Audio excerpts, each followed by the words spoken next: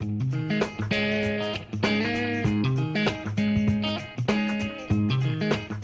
que hoy vamos a terminar la serie sobre la cuestión de la resurrección, no tan solo de Jesucristo, sino también de los cristianos y de los que no son cristianos. Y vamos a ver que después de la resurrección o antes, depende, y vamos a ver por qué depende, va a haber algunos juicios. En la Biblia ha habido muchos juicios. El juicio de Adán y Eva cuando pecaron ahí en el huerto de Edén, el juicio de diluvio en los días de Noé y muchos juicios que ya pasaron. Lo que vamos a ver esta noche son 3 juicios que no han pasado todavía, que no han ocurrido todavía. 2 de esos juicios van a ser para las personas resucitadas, pero otro juicio que vamos a ver va a ser para personas vivas todavía. Es muy importante que hagamos atención a los detalles en esto, porque si no, se vuelve una bola de confusión, ¿sí? Y no es necesario si vamos pausadamente, paso a paso. Ahora, en las hojas van a recordar que Jesús dijo, como estamos viendo en los primeros versos de Juan 5, él dijo eso, hablando a los que estaban en contra de él, que estaban peleando con él, cuando él estaba aquí en la faz de la tierra, dice esto: no os maravilléis esto, porque vendrá hora cuando todos los que están en los sepulcros oirán su voz. Todos, no unos, no algunos, sino todos, oirán la voz de Jesucristo, ¿sí? Y los que hicieron lo bueno, que es tener fe en Jesucristo, y los que hicieron lo bueno saldrán a resurrección de vida. Mas los que hicieron lo malo, rechazar a Jesucristo, a resurrección de condenación. Así que todos los seres humanos de toda la historia que viven ahora mismo, que vivirán el día de mañana, todos pasaremos por un juicio. Algunos pasaremos por un juicio para bien, y otros pasarán por un juicio para mal, ¿sí? Lo primero que vamos a ver es el juicio que nos toca a nosotros los cristianos, ¿ok? Este juicio nos toca a nosotros los cristianos, ¿ok? Hemos visto este pasaje de pasada anteriormente y no profundicé porque yo sabía que al final de todo íbamos a llegar a este pasaje. Ahora, Pablo está escribiendo a cristianos en el primer siglo.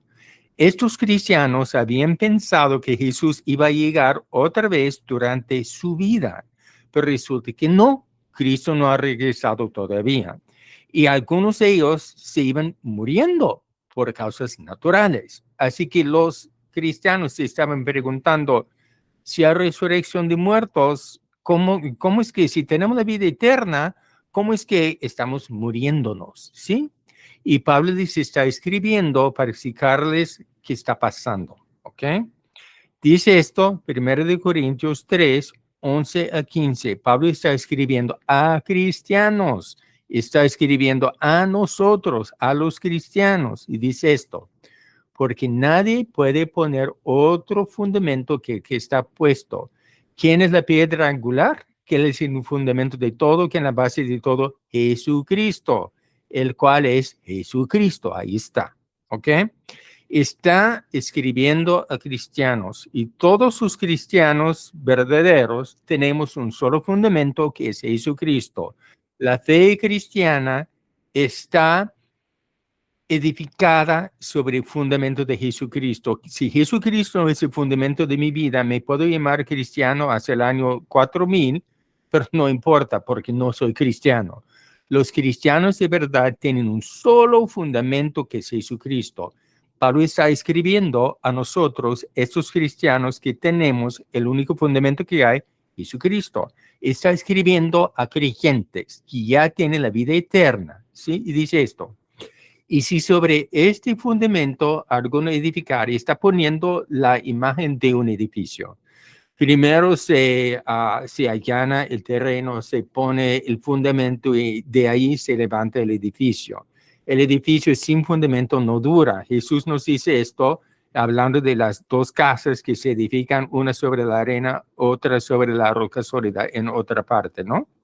Pero nuestra vida cristiana se edifica sobre la cuestión del fundamento de Jesucristo. La pregunta aquí: ¿qué es lo que hacemos siendo cristianos? ¿Qué hacemos en la vida siendo cristianos? Va a haber 6 palabras muy interesantes, 7 realmente. Y si sobre este fundamento alguno edificare, oro, plata, piedras preciosas son materiales de construcción, madera, heno, hojarasca son materiales de construcción. Ahora, imagínense que edifico una casa sobre el fundamento que he puesto y edifico la casa con metal y con piedras. Viene un incendio, el incendio no puede destruir el metal ni las piedras, ¿ok? Pero si edifico mi casa con madera, heno y hojarasca, llega el incendio, pues la casa se quema, ¿verdad? Ahora, adelante con este verso. La obra de cada uno será manifiesta porque el día la declarará. ¿Cuál día? Vamos a ver en los siguientes versos. El día de que está hablando Pablo aquí es el momento en que los cristianos vamos a comparecer ante Jesucristo para ser juzgados, pero no para condenación, sino para recompensa. Es el juicio de los cristianos verdaderos para recompensa, ¿sí? Y esto es un juicio para todos los cristianos resucitados. Recuerden, hace semanas vimos que cuando Cristo venga la primera vez, se va a llevar a los cristianos al cielo. Vendrá en compañía de las almas y espíritus de los cristianos ya muertos, y habrá cristianos vivos en aquel momento. Cuando venga con los espíritus y almas de los cristianos muertos, va a resucitar sus cuerpos ahí mismos. Y en un abrir y cerrar de los ojos, como vimos la semana pasada, los cristianos vivos en aquel momento serán transformados físicamente y tendrán cuerpos parecidos al cuerpo de Jesucristo. ¿Ok? Ese evento sucede al comienzo de los 7 años de tribulación con el anticristo, la bestia y toda esa vaina, o un poco después del comienzo de ese plazo de 7 años, un poco de discrepancia allí, pero en la primera mitad por lo menos de ese lapso de 7 años, ¿ok? Así que este juicio sucede cuando todos los cristianos resucitados y transformados ya estaremos en el cielo. Es un juicio que sucede en el cielo para los cristianos que ya tienen vida eterna, que están viviendo en la presencia de Dios. Es el juicio que nos toca a nosotros. Así que cuando escuchan la palabra juicio de los cristianos, no se asusten, porque es un juicio para bien, no para mal, como veremos. Sigamos la lectura, ¿eh? Dice, porque por el fuego será revelada. Hay una parte, 2 partes realmente en Ezequiel y en Apocalipsis, donde se describe a Cristo glorificado y tiene ojos como llamas de fuego. Es una alusión a la realidad de que Cristo ve todo así como está. Él mide todo exactamente de acuerdo con la realidad, ¿sí? Nosotros vemos una parte y vemos incorrectamente. Yo veo a mis hermanos y juzgo sus obras, pero las juzgo mal porque yo no soy Dios. Yo no veo las intenciones de corazón. Mis hermanos me ven a mí y a lo mejor me están juzgando a mí, pero tienen la misma falla. Tampoco son perfectos. Solamente Dios sabe. Solamente Dios sabe. ¿Sí? Dice, la obra de cada uno, cual sea, el fuego la probará. O sea, ahí en el cielo, todo lo que hemos hecho como cristianos será manifestado y pues probado por el fuego de la vista de Jesús, juzgando esas obras, no juzgándonos a nosotros, sino las obras, porque ya estaremos con Él. Por fe somos salvos, no por las obras, ¿verdad?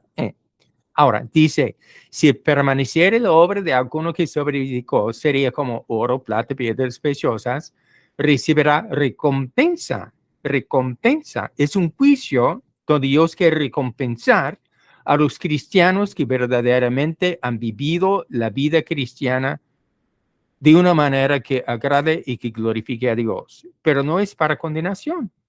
Dice, si la obra de alguno se quemare, pues madera, heno, hojarasca, él sufrirá pérdida, si bien él mismo será salvo, aunque así como por fuego. Interesante que en el cielo todos los salvos ahí estaremos por fe en Jesucristo. pero resulta que hay grados de recompensa en el cielo. Curioso, ¿no? Curioso. Ahora, ese primer juicio que estamos viendo esta noche, vamos a ver 3. Ahora, el siguiente juicio es un juicio de los vivos, y ahorita vamos a llegar a eso, donde se menciona la palabra o la descripción tribunal de Cristo está en Romanos 14:10, ¿ok? Porque todos compareceremos ante el tribunal de Cristo, que es el juicio que estoy comentando aquí, ¿ok? Cristo es el juez, está en el tribunal celestial, está juzgando nuestras obras en ese momento, ¿no? Ahora, curiosamente, Pablo dice esto un poco después de regañar a los hermanos cristianos por haber estado juzgando a los demás, por haberse estado juzgando entre sí, en las áreas grises de la Biblia donde no se define exactamente el comportamiento. Un ejemplo, ¡ay! Ese hermano tomó una cerveza. No puede ser cristiano, es mal cristiano. ¿Dónde dice en la Biblia que un cristiano no puede tomar cerveza? Yo no tomo, pero ¿dónde dice eso en la Biblia? La Biblia sí dice que no se emborrache uno, claro. O, no, este hermano no quiere salir a la calle a compartir el evangelio. No, es mal cristiano. Pero ¿cómo sé yo cuál es la intención de su corazón? ¿Cómo sé yo? Porque él no va. En otras palabras, Cristo es el que va a poner todo eso en claro en el momento debido, no para avergonzar a nadie, pero para mostrarme a mí que yo no sé nada acerca de corazón ajeno. Tampoco me conozco a mí mismo al 100%. ¿Quién soy yo para estar juzgando a los hermanos? Entonces dice aquí, 2 Corintios, el mismo asunto, porque es necesario que todos nosotros comparezcamos ante el tribunal de Cristo para que cada uno reciba según lo que ha hecho mientras estaba en el cuerpo, sea bueno o sea malo. Como vimos anteriormente, algunos van a recibir recompensas, otros no, pero son salvos y no van a ir al infierno, siempre van a estar en la presencia de Dios. ¿Sí? Ahora, dice más adelante, aquí en 1 Corintios 4:5. Escúcheme esto, ¿eh? Escúcheme esto. ¿Tendemos nosotros, los cristianos, estarnos juzgando continuamente? Estamos mirando al hermano, juzgándole, y el hermano nos está mirando a nosotros, juzgándonos. Por favor. 1 Corintios 4:5 dice, así que no juzgues nada antes de tiempo. ¿Cuál es el tiempo? Cuando estemos ante Cristo, Él pone todo en claro. Así que no juzgues nada antes de tiempo hasta que venga el Señor, el arrepentimiento, el tribunal de Cristo, el cual aclarará también lo oculto de las tinieblas y manifestará las intenciones de los corazones. Entonces cada uno recibirá su alabanza de Dios. Como digo, es para recompensa. Cada uno recibirá su alabanza de Dios, no su condenación de Dios. ¿Me explico? Así que es un incentivo para nosotros a vivir bien, porque Dios nos quiere recompensar, pero no es asunto de susto, no voy a perder mi salvación, así no es. La Biblia no está diciendo eso, ¿no? Pero también es un recordatorio, cuidado, que no nos estemos juzgando, ¿sí? Solamente Dios sabe. Hay cosas claras que la Biblia dice que sí o que no, claro. Pero hay cosas que están en las áreas grises de la vida, ¿no? Es que esas cosas es una enseñanza por separado, pero una cosa para lo que estamos viendo hoy, a mí no me toca juzgar. El único juez eterno se llama Jesucristo, no se llama Patricio. Así que vamos a seguir adelante. Ahora, el siguiente juicio es el juicio de los vivos. Tenemos que entender un poco de lo que va a estar pasando durante la gran tribulación, que son los 7 años cuando el anticristo anda por allí, el falso profeta anda por allí, y el dragón Satanás está ahí en el cielo organizando todo. La insanta Trinidad, insanta Trinidad. Este Satanás es copietas, copia a Dios, quiere hacerse pasar por Dios. Padre, Hijo, Espíritu Santo, ¿verdad? La Santa Trinidad. En la tribulación, el dragón, Satanás, el anticristo como un Cristo, pero falso, entonces el falso profeta como el Espíritu Santo, la insanta Trinidad. Ahora, lo que pasa es que el designio de Satanás, lo que él quiere hacer es destruir el pueblo de Israel. Escúchame bien. Quiere matar a todo judío. Quería matar a los judíos a la primera venida de Cristo con la matanza de los niños de 2 años para abajo, para que Cristo no pudiera nacer. Después de la cuestión de la visita de los Reyes Magos, ¿se acuerdan, no? La matanza de los niños. En la época de Esther, Amán quería matar a todos los judíos para que, en manos de Satanás, Jesús no pudiera nacer como ser humano en una familia judía. En la tribulación, Satanás quiere matar a todos sus judíos para que Cristo no regrese, porque Cristo va a regresar al final de todo esto para su pueblo y nosotros ya estaremos con él. Durante la tribulación, en la primera parte, Satanás o el anticristo va a engañar a los judíos. Van a pensar que él les está haciendo bien. Pero en la segunda mitad de la tribulación empieza a matar a todos.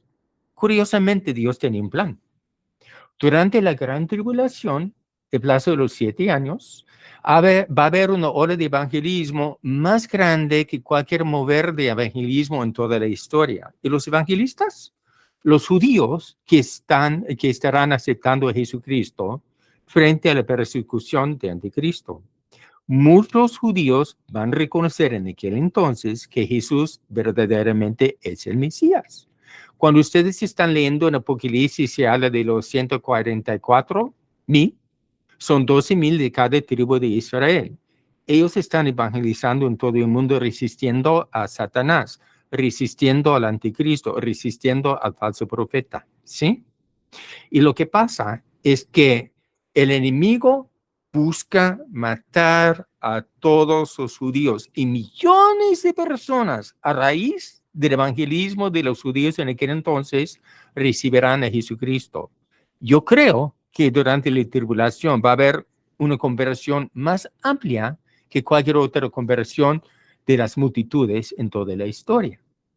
Así que lo que pasa es que durante esa época los judíos van a ser perseguidos, los van a estar cazando, los van a estar encarcelando, los van a estar matando, etcétera, etcétera. Porque no van a recibir la marca de la bestia, no van a cooperar con la bestia, van a proclamar a Jesucristo, ¿ok?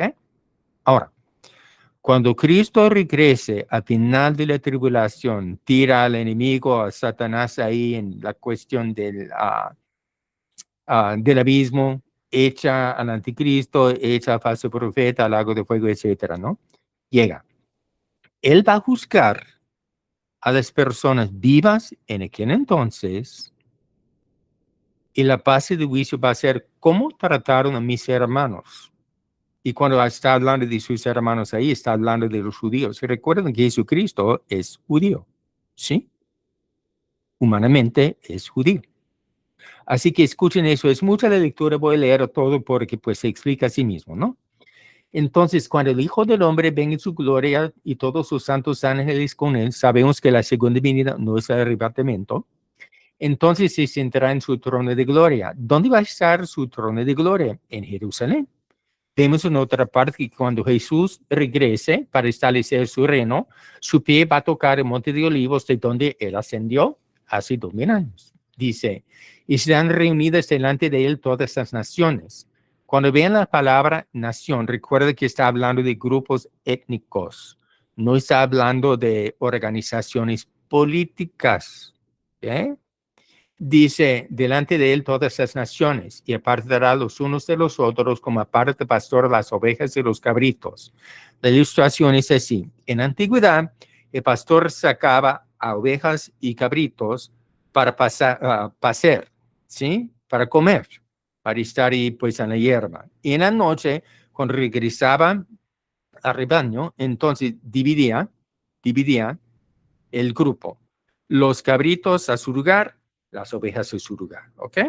Ahora dice así, y pondrá las ovejas a su derecha y a los cabritos a su izquierda.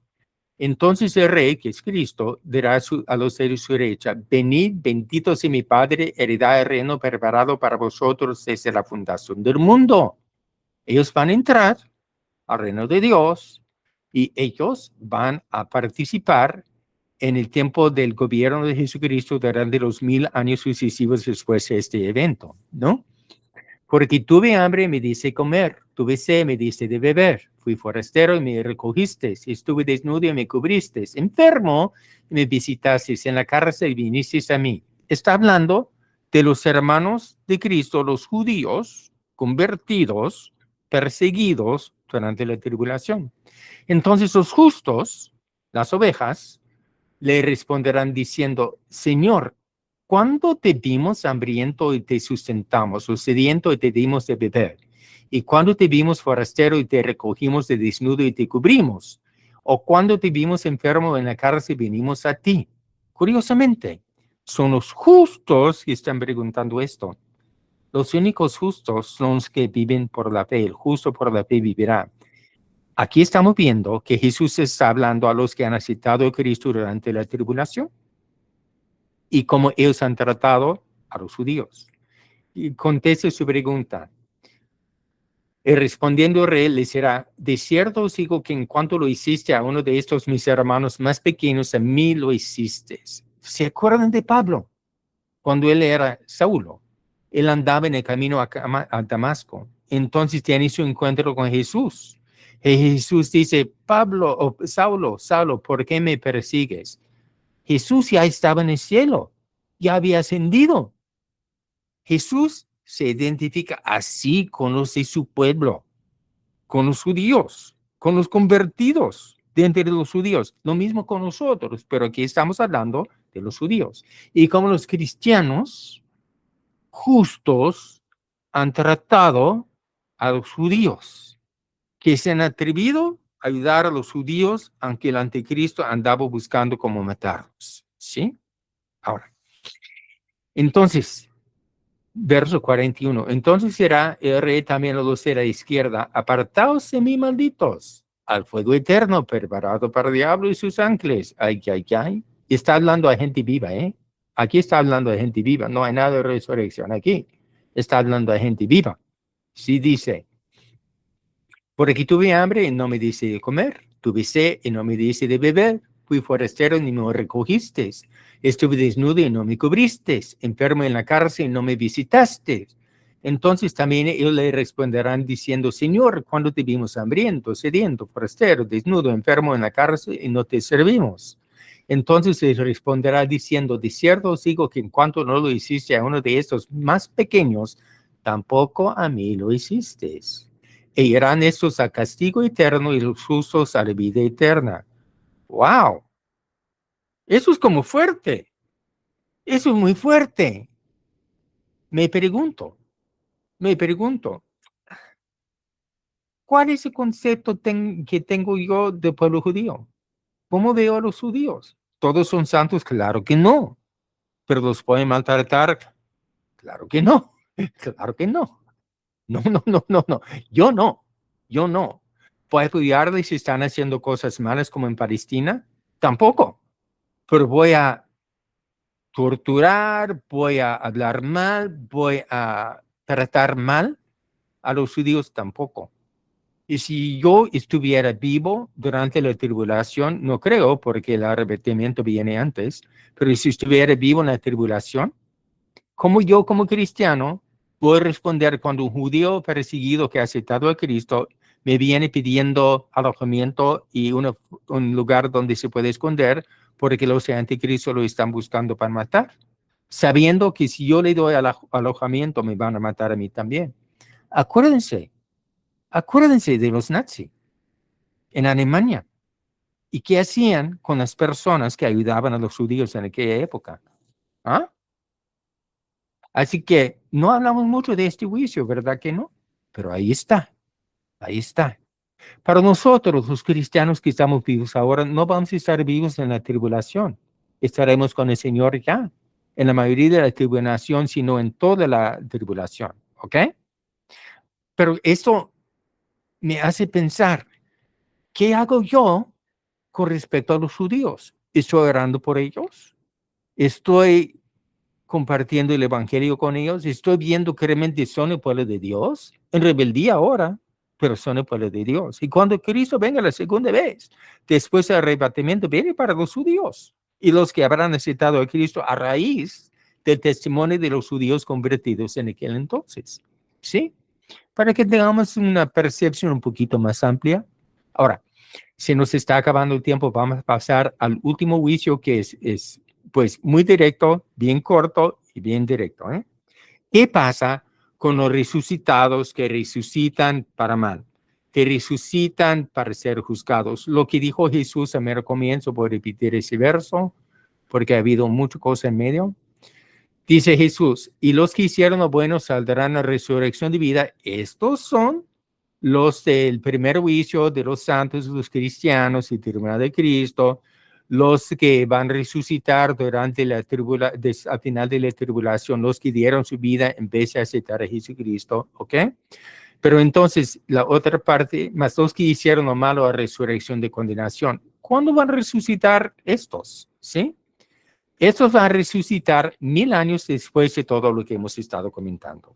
Cuando Cristo venga, establece su reino de 1000 años aquí en la tierra, está gobernando desde Jerusalén, está aquí físicamente en la tierra. ¿Sí?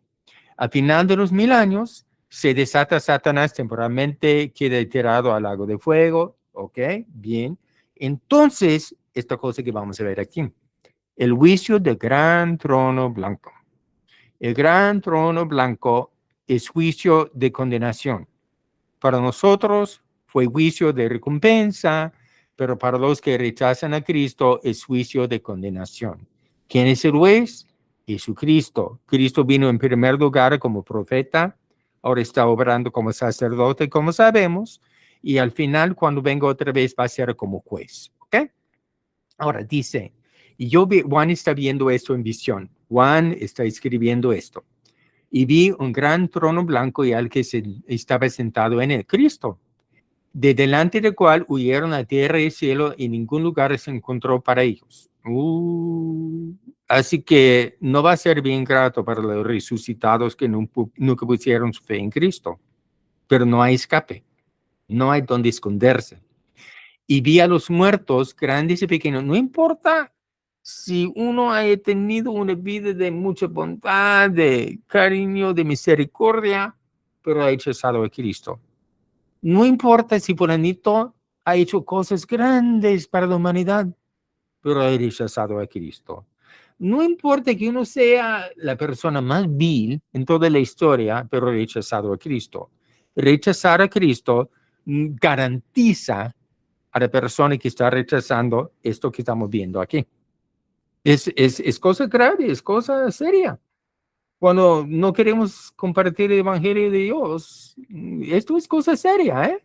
Dice, y vi a los muertos grandes y pequeños de pie ante Dios, y los libros fueron abiertos. ¿Cuáles libros?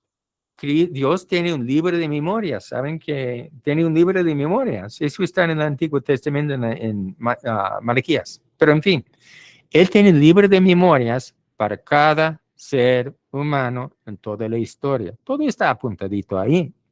Nadie se escapa. Pero nosotros tenemos nuestros nombres escritos en un solo libro, el libro de la vida. Los otros que rechazan a Cristo tienen los libros individualmente, cada uno tiene su libro. En ese libro, para cada quien, está escrito la serie de sus actos a lo largo de su vida aquí. Y los libros fueron abiertos, los libros de las obras de cada quien. El otro libro fue abierto, el cual es el libro de la vida, donde nuestros nombres están apuntados. No seremos juzgados de acuerdo con nuestras obras. Somos juzgados a base de nuestra fe que nos garantiza la salvación y la vida eterna. ¿Ok? Entonces dice así. Y fueron juzgados sus muertos por las cosas que estaban en los libros. Si rechazan a Cristo, tienen que ser juzgados por sus obras. Y por cuanto nadie es perfecto, es un relajo. Es un relajo. Dice así. El mar entregó a los muertos que había en él, tal vez de diluvio, tal vez naufragios, y la muerte del Hades entregaron los muertos que había en ellos, y fueron juzgados cada uno según sus obras. Wow, wow. El infierno que ahora existe se va a vaciar. ¿Por qué se va a vaciar? Porque el infierno va a entregar todas esas almas ahí ante el trono blanco, serán resucitados para ser juzgados y tirados al lago de fuego. En el futuro, el infierno no tendrá ningún inquilino. Nadie va a estar ahí. Va a estar vacío. Todos terminarán en el lago de fuego si no han puesto su fe en Jesucristo. ¿Okay? Como digo, esto es cosa como fuerte. ¿Sí? Entonces, la muerte y el Hades fueron lanzados al lago de fuego. No va a haber más tumba, no va a haber más infierno. ¿Ok?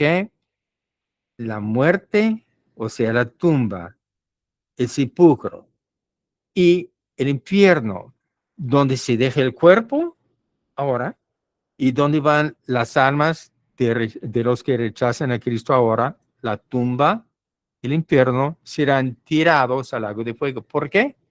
Nadie va a llegar al infierno. Ya terminó el asunto. Sí, la victoria termina con la muerte después de este juicio. ¿Ok? Entonces dice así, esta es la muerte segunda. La primera muerte, cuando fulanito que rechaza a Cristo se muere y deja la tumba, el cuerpo aquí y pasa directamente al infierno. ¿Ok? Entonces, la segunda muerte, con ese fulanito, se ha resucitado para enfrentar a Cristo sobre el gran trono blanco y ser juzgado de acuerdo con sus obras y condenado al lago de fuego. La segunda muerte. Nosotros, los cristianos, no vamos a pasar ninguna segunda muerte. Morimos y resucitamos, ¿verdad? O si estamos vivos cuando Cristo venga en el arrepentimiento, iremos con él en aquel momento. La segunda muerte no nos toca a nosotros. ¿Se acuerdan? Hace 4 semanas estuvimos viendo la primera resurrección. Los que resucitaron cuando Cristo fue crucificado y resucitó, que fueron con el cielo, una ascensión. La cuestión de la resurrección de los santos que se mueren en Cristo cuando Él venga para llevar a la iglesia, para llevar hacia la iglesia, cuando transforma a los cuerpos de los vivos. La resurrección de los matados por su fe durante la gran tribulación, la resurrección de los santos del Antiguo Testamento, Moisés, Abraham, pues Débora, Ruth, etcétera, ¿no? Todo eso constituye la primera resurrección que tiene 4 fases. La segunda resurrección es esta aquí, un solo suceso que acaba con todo. ¿Ok? Voy a regresar al primer verso que vimos para que podamos entender ese verso mejor. Con todo eso en mente, voy a repetir lo que Jesús dijo cuando estaba alegando con los fariseos, hablando de la resurrección. ¿Sí? Dice así, no os maravilléis de esto, porque vendrá hora cuando todos los que están en el sepulcro oirán su voz, o sea, la voz del Hijo del Hombre. Jesús está hablando de sí mismo. Recuerda que todos los muertos van a resucitar al oír la voz de Jesucristo. Y los que hicieron lo bueno, que es tener fe en Cristo, saldrán a resurrección de vida. Ya lo vimos. Y los que hicieron lo malo, rechazar a Jesucristo, a resurrección de condenación. Ya entendemos lo que Jesús estaba diciendo, mirando estos otros pasajes en el Nuevo Testamento. ¿Sí? Hermanos, Cristo también usa parábolas para explicar eso. En las semanas sucesivas van a ver algunas parábolas, como 4 o 5, creo. Y todas esas parábolas, trabalenguas, ¿no? Esas trabalenguas, no, parábolas, loco americano que no podía hablar, ¿no? Bueno, en fin, es que una de esas habla precisamente de eso que estamos viendo, la parábola de las 10 vírgenes. Y otro, la parábola de los talentos, habla específicamente de eso que estamos viendo. Entonces hay 2 o 3 más que hablan de lo que estamos haciendo aquí ahora, ¿sí? Así que manténganse sintonizados, La radio va a continuar la semana que viene. Y vamos a cambiar de esto a algunas parábolas. Estuve hablando con Carlos y me sugirió algunas. Y pues son muy interesantes. Esto ha sido mucha teología. Eso que estamos viendo, yo sé que es mucha teología. Tenemos que bajar tantito a las parábolas, que son un poco más fáciles de entender. Hemos tomado mucho tiempo con esto porque es sumamente importante. Recuerden, si no hay resurrección de los santos, lo que estamos haciendo no vale la pena. Pero si hay resurrección de santos, sí vamos a resucitar. Lo que estamos haciendo sí vale la pena. Hermanos, vuestro trabajo no es en vano. ¿Sí? Anímense, anímense.